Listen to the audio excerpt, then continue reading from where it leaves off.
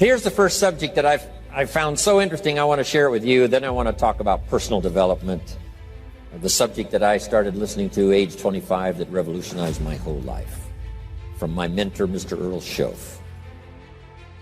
Here's an interesting subject. Just jot it down now. It's called enlightened self-interest. Enlightened self-interest. It's a fascinating study to study the idea of self-interest. But just make this note, all of us, have self-interest. The key is for it to be enlightened so that everybody wins and no one loses.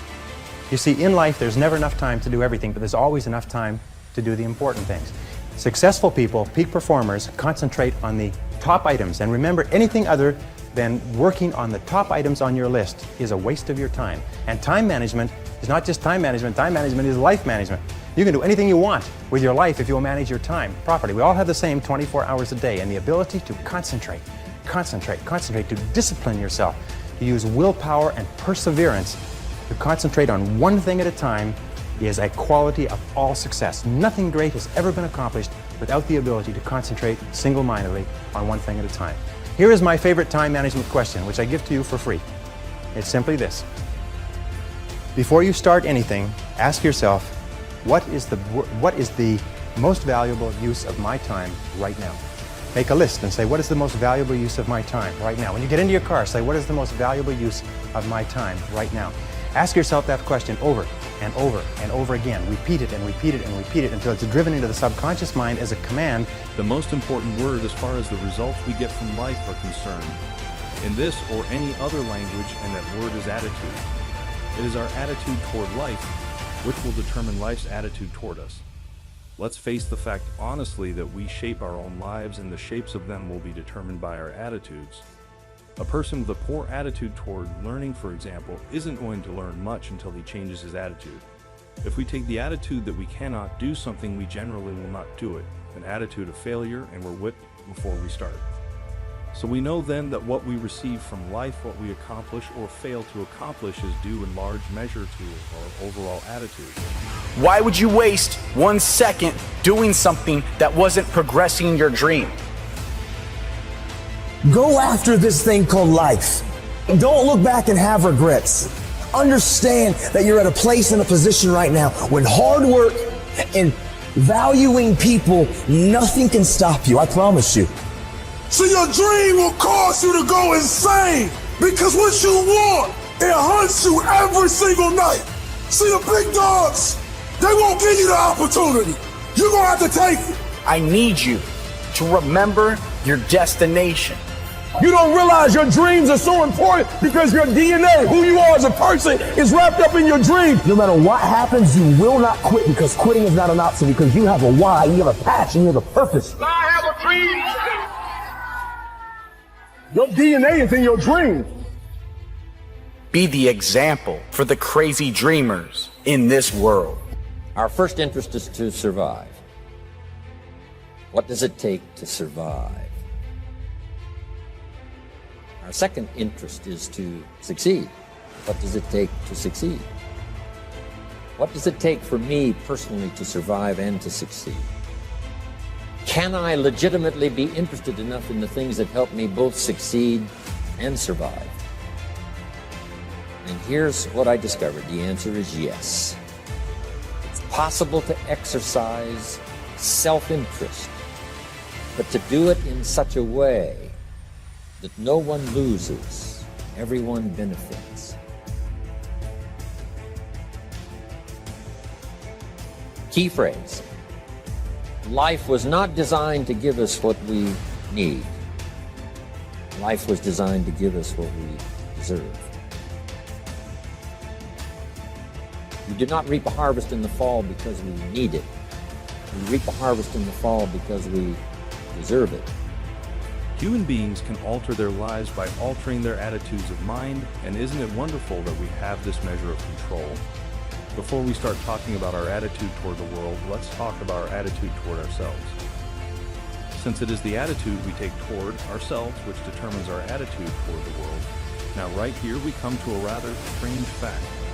We're so familiar with ourselves, we tend to take ourselves for granted. We tend to minimize the things we can accomplish, the goals we can reach, and for some equally strange reason believe others can accomplish things in our field which we cannot. There are literally millions of human beings living narrow, dark, and frustrated lives, living defensively simply because they take a defensive, doubtful attitude toward themselves and as a result toward life in general.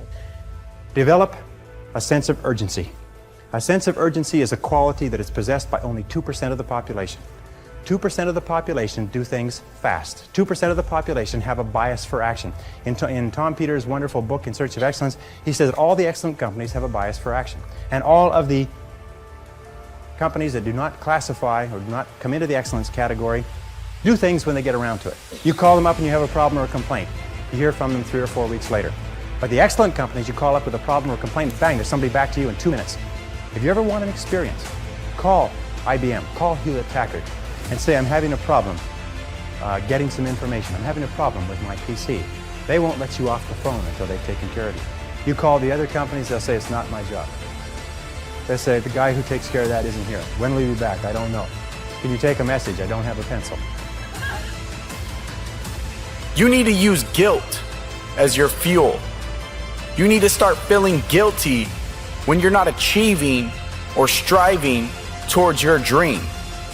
You can use the people that doubted your dream as motivation. When your dreams are dying and when you don't have enough strength to go on, I need you to stop the procrastination.